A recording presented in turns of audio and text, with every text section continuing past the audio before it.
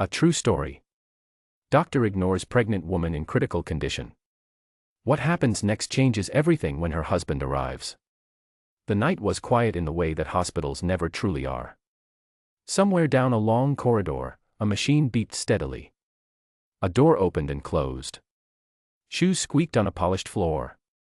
But in the waiting room of St. Mercy General Hospital, the noise felt distant and unreal, like sounds heard through water. Sarah Callahan sat in a hard plastic chair near the far wall, her hands resting on her swollen belly, her eyes half closed. She was 32 weeks pregnant. Her face was pale. Her fingers were puffy. She had been feeling unwell since that afternoon, a dull pressure behind her eyes, a heaviness in her legs that was different from the usual tiredness of pregnancy. Something felt wrong. Not the ordinary discomfort of carrying a child. Something deeper. Something that made her reach for her phone and call her husband before she had even put her shoes on. She had arrived at the emergency room at 10:12 in the evening.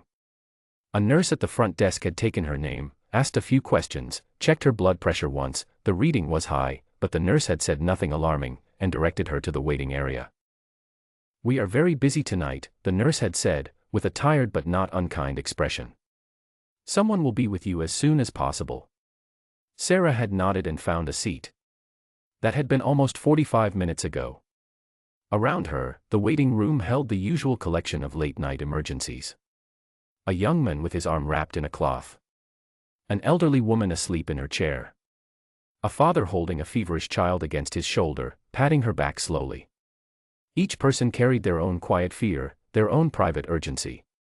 Sarah understood this. She was a first-grade teacher. She knew how to wait her turn. She knew how to be patient. But the pressure behind her eyes was getting worse. The edges of her vision had begun to blur, just slightly, the way they do when you stand up too quickly, except she was sitting perfectly still.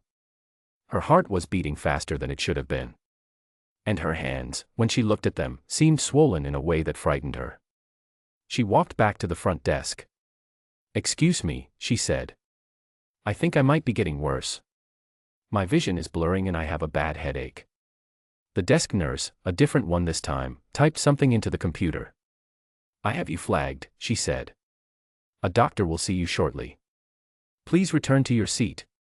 Sarah returned to her seat. Dr. Marcus Holloway walked through the waiting area at 10:41 p.m. He was a tall man with gray at his temples and the kind of careful, measured walk that comes from 11 years of emergency medicine. He had 3 patients waiting for test results, 2 more who needed sutures, and a 4th who had just been brought in by ambulance. He glanced at the waiting room as he passed through it, a habit, not an action, and kept walking.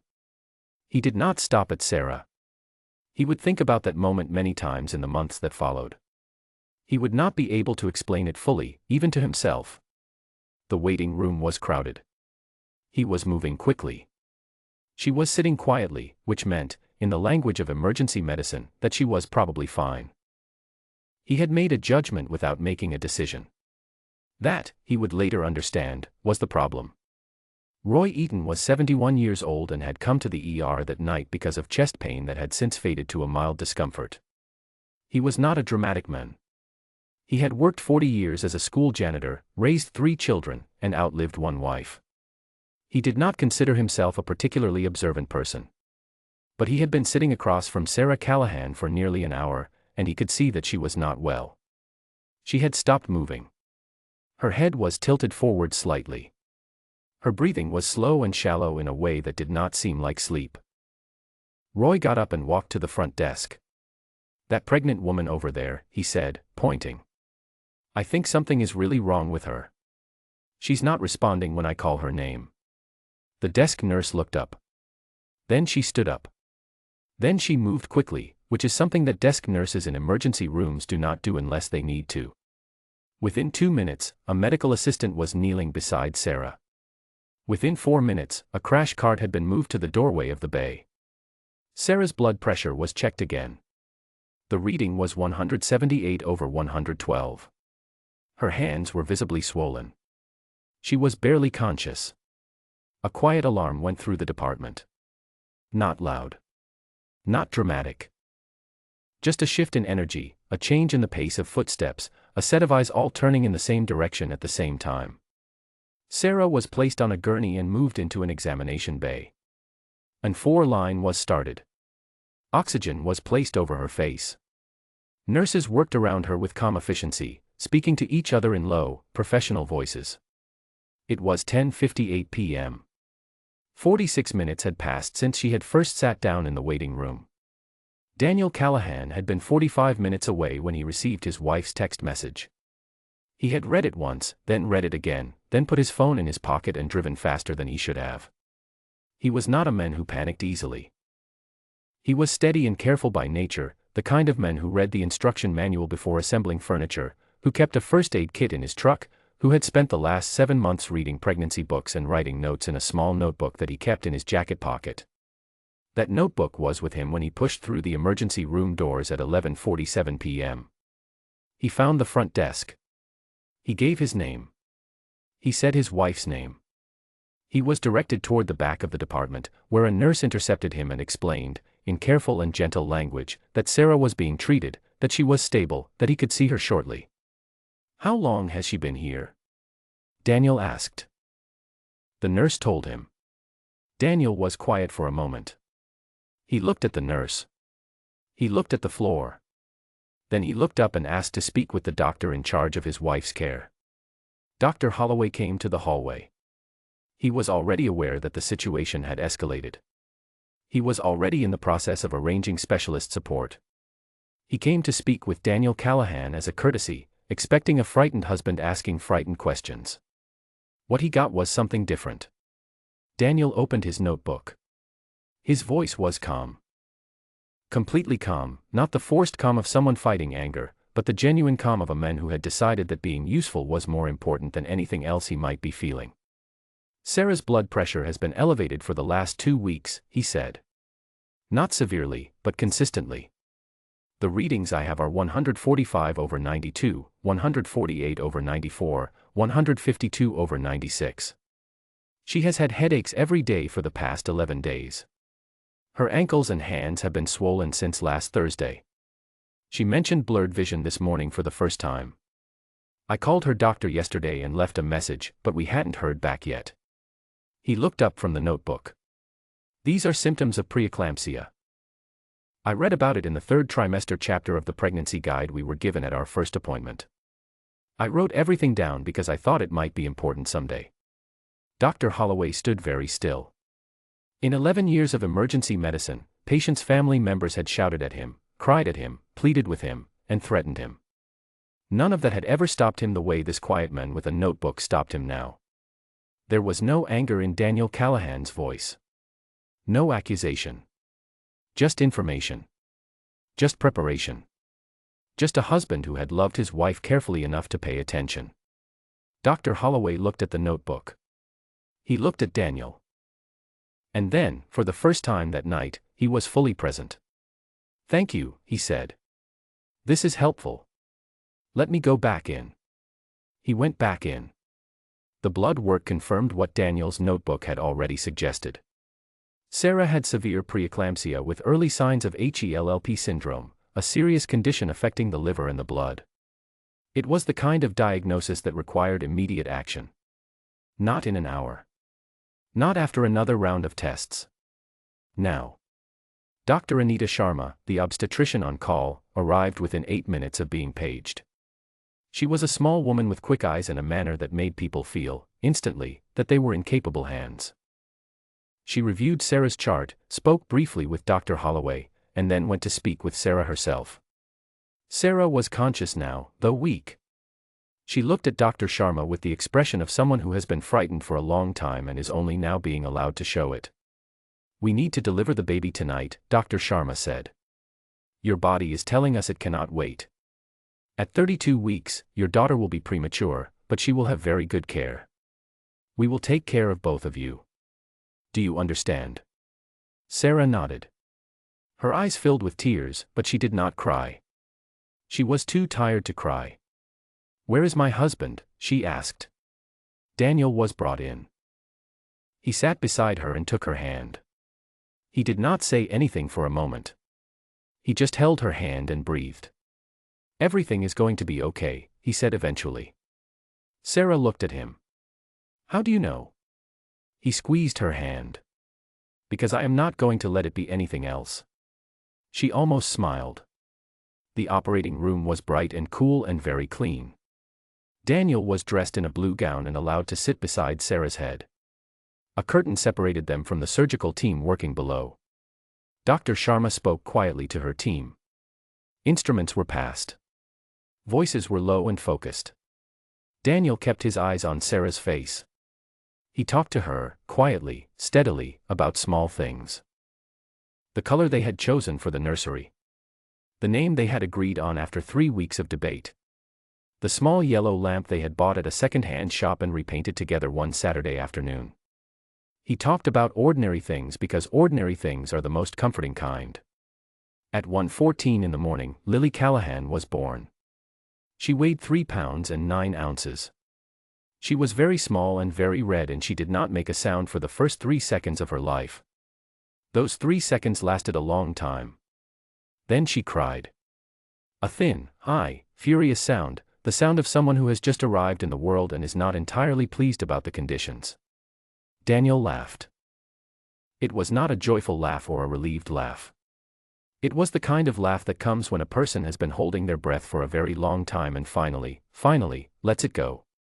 Lily was taken immediately to the neonatal intensive care unit, where a team of specialists was already waiting for her.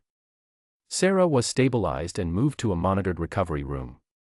The crisis had not passed completely, she would need careful observation for several more days, but the worst of it was behind them. At 2:30 in the morning, Daniel sat alone in a chair outside the recovery room. The corridor was quiet. A single overhead light hummed softly. He had his notebook open on his knee, but he was not writing in it. He was just sitting. A nurse passing by asked if he needed anything. No, he said. Thank you. I just need to sit here for a minute. She nodded and walked on. He sat there for a long time. Sarah spent 4 days in the hospital. Each day she was a little stronger, a little more like herself. She ate. She slept. She asked about Lily constantly, and every few hours a nurse would bring her a photograph or wheel her down the corridor to the window of the NICU, where she could see her daughter through the glass, small and fierce and alive, surrounded by machines that beeped and hummed and kept careful watch. Lily spent 19 days in the neonatal unit. She was not a baby who made things easy. She had strong opinions about feeding times and made them known loudly. She grew a little stronger every day, and then a little more, and then a little more after that. On the 19th day, a nurse placed her in Sarah's arms for the first time without any wires or monitors attached. Sarah held her daughter and did not speak for a very long time. Daniel stood beside her with his hand on her shoulder, watching his wife hold their child, and he understood that this was the best moment of his life and that he would remember it for as long as he lived. 3 weeks later, Dr. Holloway requested a meeting with the Callahans. He met them in a small conference room off the main corridor. He came alone, without any paperwork or official language. He sat down across from them and looked at both of them for a moment before he spoke. I want to apologize, he said. Not as a representative of this hospital, and not as part of any formal process. I want to apologize to you, personally, as the doctor who walked past your wife that night and did not stop. Sarah looked at him steadily. I was busy, he continued. That is true. But it is not an excuse. I made a judgment without enough information, and I should have known better. I am sorry. The room was quiet for a moment. I accept your apology, Sarah said. I do. But I need to ask you something. Of course, he said. Please make sure this doesn't happen to someone else. That's all I ask. Not for me. Just, please make sure someone else doesn't sit in that waiting room the way I did. Dr. Holloway nodded slowly. That is already happening, he said. The hospital has reviewed the intake process from that night. New protocols are being implemented. What happened to you is being used as a training case, anonymously, with your permission, so that other staff can learn from it. Sarah nodded. That was enough. The case was later shared in a regional medical journal as an anonymized study in triage assessment and communication. It was read by doctors and nurses in 4 states. It led to small but meaningful changes in how certain categories of patients were evaluated during high-volume periods in emergency rooms. Roy Eaton, the retired school janitor who had walked to the front desk that night, was never contacted by the hospital. He did not know that his decision to speak up had mattered as much as it did. He had simply noticed a woman who seemed unwell, and he had said something. He went home that same night, told his daughter about it over the phone, and then went to sleep. Some of the most important things in the world are done by people who will never know they did them. Lily Callahan came home on a Tuesday morning in early spring. Daniel carried her through the front door of their house in her car seat, moving slowly and carefully, as if he were carrying something fragile and precious, which he was. Sarah followed behind him, still moving gingerly, still healing, but upright and present and herself again. The nursery was yellow. The small lamp they had repainted together stood in the corner, casting a warm circle of light on the ceiling. Daniel set Lily's seat down in the center of the room and they both stood looking at her. She was asleep. Her face was small and peaceful. She had her mother's nose and her father's stubborn chin and absolutely no idea how much she had already changed the lives of everyone around her. Sarah reached out and took Daniel's hand. "You saved us," she said. Daniel shook his head. "I just paid attention," he said. "That's all I did." Sarah thought about that for a moment. She looked at their daughter sleeping in the yellow light. She thought about the waiting room, the hard plastic chair, the 46 minutes that had almost become something she could not think about without her heart tightening. She thought about Roy Eaton, whom she had never met and whose name she had only learned later, who had stood up from his chair and said something when saying something mattered more than he knew. She thought about what it means to be seen. Truly seen. Not as a number on a form or a name on a list, but as a person, a real person, with a body that was asking for help in the only language bodies know. "Paying attention," she said softly, "is not a small thing." Daniel looked at her. He did not say anything. He just held her hand tighter. Outside, the morning was quiet and ordinary and full of light.